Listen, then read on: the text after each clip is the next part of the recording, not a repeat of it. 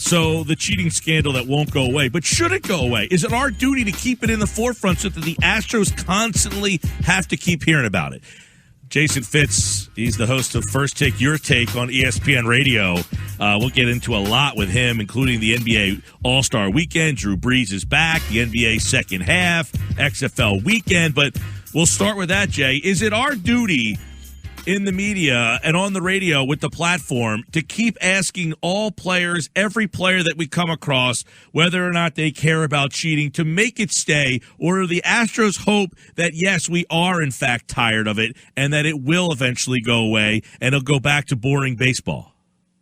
I don't even know that even if we wanted to take it as our solemn oath and responsibility in the media, I don't think we have that level of power. The reason this is going to keep going is that because, frankly, Major League Baseball players are interested in talking about it. I mean, when's the last time we heard baseball players talk about anything? They don't talk about anything, but they won't stop talking about this, and they're angry. So, I've told several people when, especially Astros fans, go to social media and say, hey, drop it, nobody cares. Well, baseball players care, and that matters. It's their game, and they care to such a high level. This isn't going to go away because, frankly, every time the Astros go to any new city, they're going to face some level of retribution or trash talking from the team they're facing. I expect it to be a contentious year in baseball because of the players, and all we're doing is covering it. So, no, it's not going anywhere. Well, some have suggested that any publicity, good publicity, whether it's good or bad, that this is actually good. It has people talking about baseball in February. Do you look at it from that angle that, hey, we're talking about baseball, it doesn't matter in what capacity, that eventually, it'll get more people to watch it and pay attention?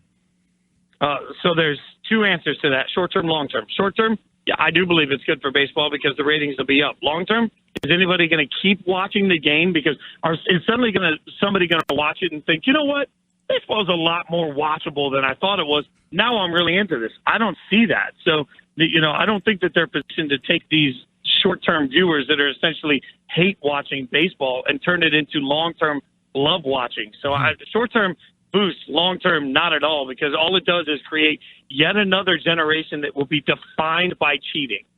Fitz, it's Ryan. How much of the players speaking up, as you mentioned, is a reaction to how the commissioner spoke up or lack thereof?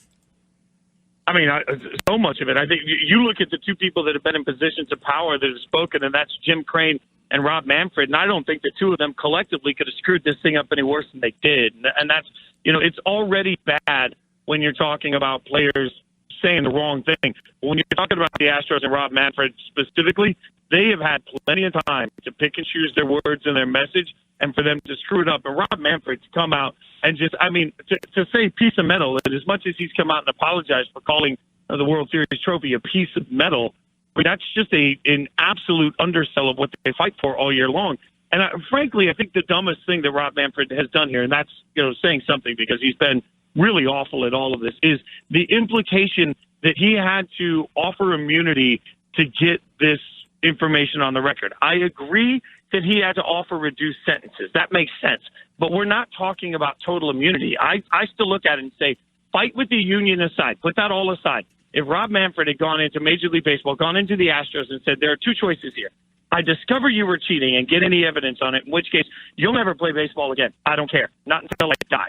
Or you can tell me what you've done, and you're only going to have to sit out the next year and give up your World Series title. How much differently are we doing it? So to me, the fact that Manfred came in and said, hey, don't worry about it, no punishment, it's fine, was a level of immunity that belongs in a bad episode of Law and Order. Yeah, let me ask you something on that, Jason, though. If the commissioner had gone that route and not given complete immunity, how could he have handled levying punishments on play? Like, does Bregman and Altuve get more than Marwin Gonzalez? Some guys used it, some guys didn't, some guys might have known. I feel like then you get into that gray area of who gets punished for how long and how do you compare one to another.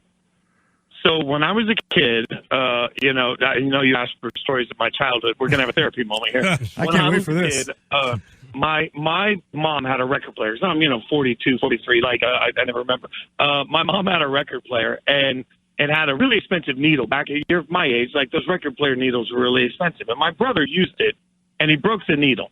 And I knew it happened. The next time my mom went to use the record player, it was broken. And so my mom sat us both down, figured out that my brother did it, and that I'd said nothing about it. We both got equally punished. And her whole point was, you knew about it, you did nothing to stop it, and you said nothing to anybody afterwards when it was done. I look at Major League Baseball in this moment and say, isn't it a basic whether somebody was using the technology or not, if you were around that atmosphere, you allowed blatant, awful cheating that has offended the entire sport of baseball to happen under your watch. You said nothing, you did nothing. And part of Major League Baseball's mission at this point should be to punish to such a level that if this ever happens again, everybody in the organization runs with their hands in the air screaming, they're cheating, and I don't want to be a part of it. The only way you do that is by levying insane punishment. So to me, if you were part of the organization when we know they were stealing signs, you knew they were stealing signs, that's enough to levy the punishment across the board. I would punish them all equally and give them all a year off. So then we get to a situation, right, where the Yankees sign Garrett Cole, the Twins sign Marwin, then you get players suspended who are now part of teams that had nothing to do with it, and those teams then get punished in effect. I believe the commissioner had to weigh that versus the idea of what he did. And I think there would have been outcry from teams like the Yankees who just gave Garrett Cole $1.5 billion about him then losing him when they had no knowledge of it. Do you understand? Well, and yeah, no, I understand that case completely. But what do we always say in NCAA football? I mean, one of the trash things about NCAA football is that you can, as a coach, break all of the rules, and then as long as you change teams, it's the old team that gets punished and not the new team that gets punished. And we frequently use that as the fault of college football. How is it that you can commit recruiting violations, and then as long as you quit your job, doesn't really follow you anywhere? I believe the punishment should follow, and if that's inconvenient, again, I mean, I know that absolutely hurts the teams that they signed with, but at some point you have to look at the collateral damage and say, what's worse? The Yankees taking it on the chin in this instance, which obviously hurts them, or having all of Major League Baseball ban against former players that were part of something that absolutely will define this era of baseball. I asked this question earlier, and it's an obvious one, but I want your thoughts on it. And how much of a factor is that we're talking about the Astros? Like, what if it was the Detroit Tigers breaking news they were stealing signs with their iPhones or, Androids all season long? Like, obviously, it's still it's a big story and it's a huge deal, but it's just interesting to me that it's the Astros. And if and when the news breaks that the Red Sox are doing the same thing and maybe a year down the line, another team, like, how clouded is our thinking right now because of who it's involved with? You're right about that. And there's just a level that certain organizations, I mean, how much would we have cared about spying on sidelines if it had been the Bengals that did it, right? So, but we care about it because the Patriots did it. And that's the bottom line. But that's the way it goes. And, the Astros definitely didn't have this lovability to them. I think what's really going to be interesting for all the players right now that are loudly screaming about this, two things that are going to be interesting. Are they 100% sure their own record is clean? Because they better be. And two, are they willing to put their money where their mouths are if the Astros are the team that offer them huge money in the future? Because right now, a lot of organizations have had some things to say about Jim Crane. So does that mean, or a lot of players, I should say, so does that mean those players aren't going to be willing to take Jim Crane's money in the future? That'll be the real proof of any lasting effect. Jason Fitz with us, ESPN Radio, host of First Take, Your Take. I want to ask you this real quick because the one way you mentioned punishing all the players, and look, I don't have a problem with whatever they come up with. Come up with something that makes you not want to do something like this ever again. But with what they have left over in basketball, they went after Donald Sterling because he said something that was so repugnant that we don't want you to be a part of the league. Isn't that the only way to fix this thing, to say, Jim Crane, you were the owner. Sorry, buddy. You are no longer welcome to own a team in our league. I know the fans might not feel the impact of that, to say, well, it just feels like one guy got punished. But is that the biggest thing that could realistically happen to fix this problem? 1,000%. And one of the things that I thought was, frankly, disgusting about Jim Crane's press conference is he kept saying it won't happen again under my watch without ever explaining how it happened in the first place under his watch. And that's just one, it bothers me to beyond description that, there was a small TV monitor put into the dugout in his dugout, in his stadium, and apparently we're supposed to believe he had no idea why or how or what it was being used for, but now we're supposed to believe he won't let it happen again. I would have no problem with the Major League Baseball coming in and telling Jim Crane he has to sell the team. I'd support that 1,000%. All right, let's get some more thoughts from Jason Fitz here. First Take, Your Take, and he's with us on Wednesdays at this time on the Sports Bash here on the Boardwalk Honda Hotline. All right, NBA All-Star Weekend. Many people thinking this was the best All-Star game they've ever seen. The Elam ending, the target score. What did you make of All-Star Weekend? And can the NBA possibly utilize that ending in their actual game?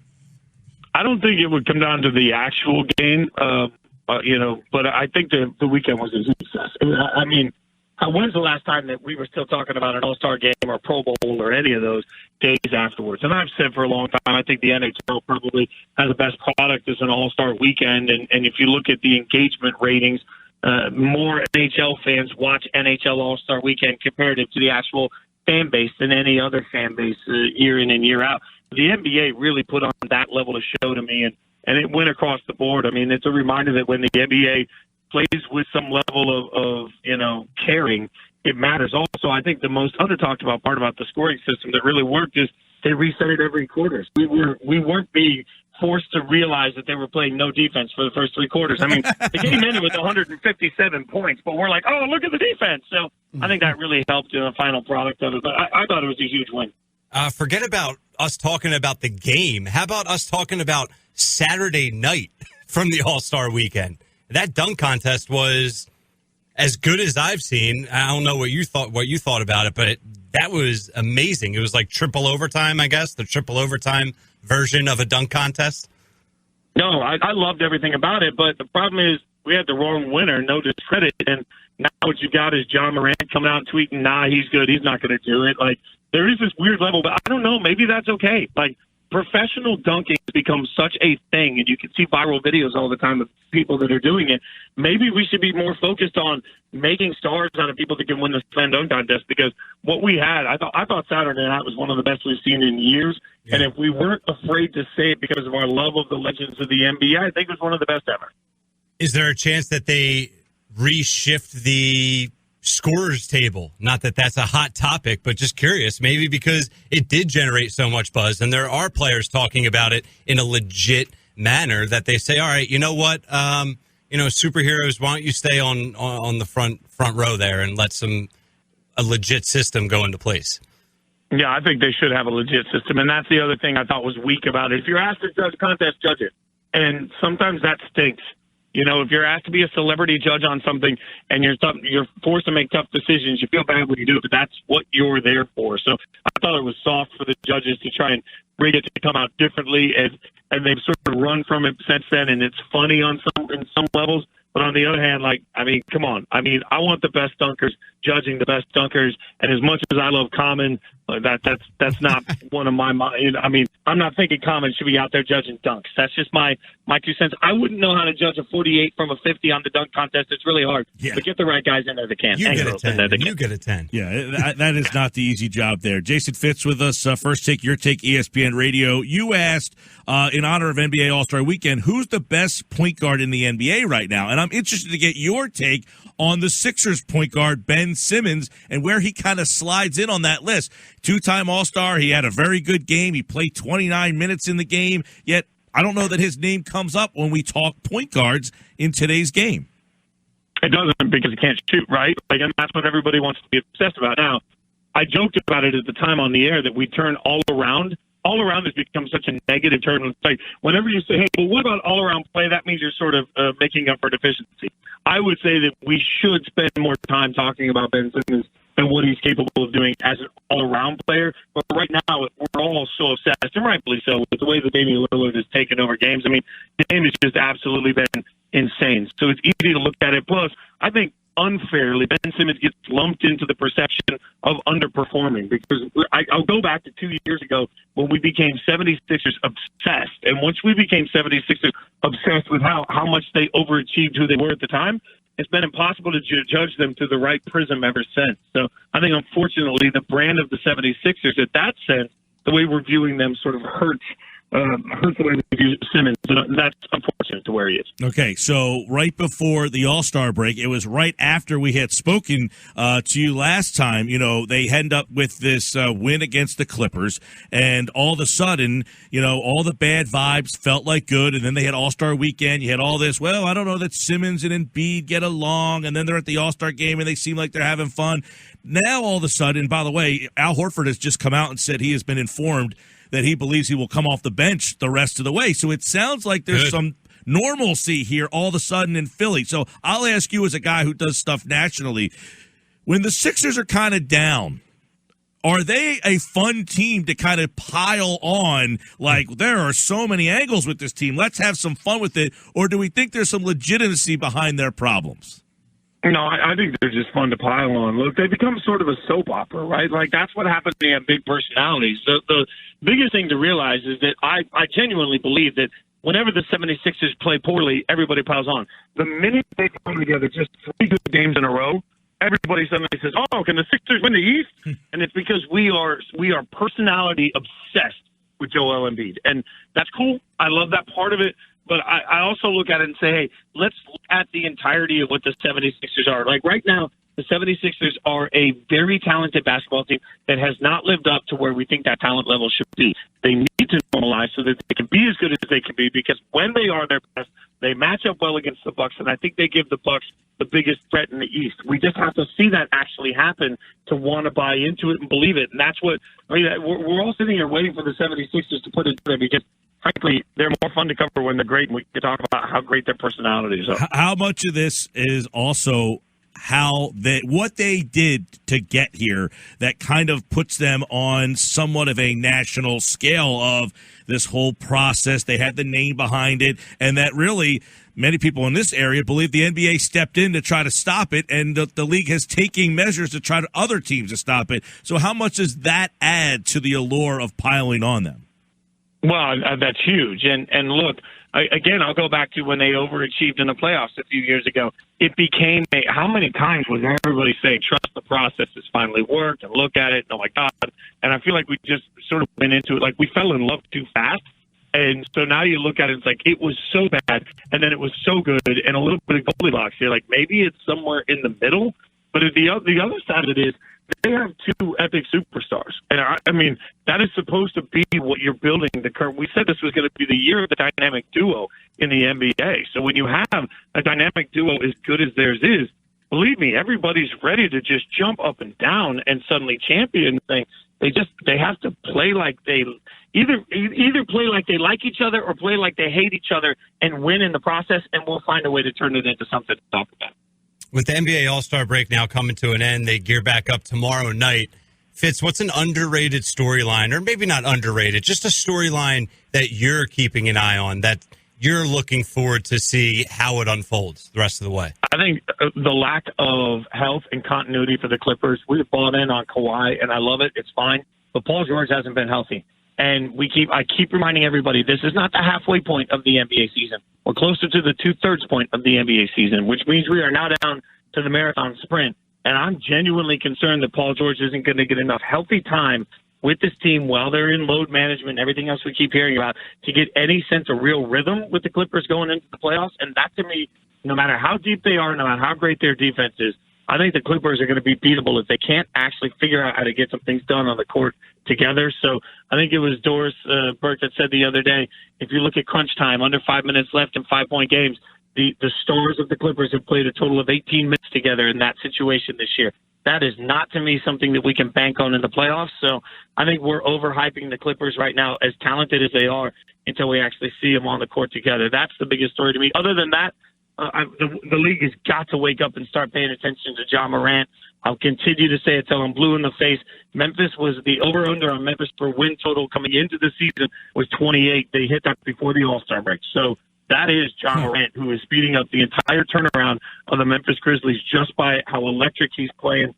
He is making that a place that I think players are going to want to play, and we're going to fall in love with Ja because I think he can take Memphis to the playoffs, and then it's going to be a huge story, just like it was for the NCAA tournament. Oddly enough, it will be Ja Morant trying to hold off Zion for that 8th spot, it looks like. So 1 pick versus 2 pick should be a fun battle over these final 25 games in the NBA West. He's Jason Fitz at Jason Fitz. First Take, Your Take, ESPN Radio, Wednesdays on the Sports Bash. Thanks, Jay.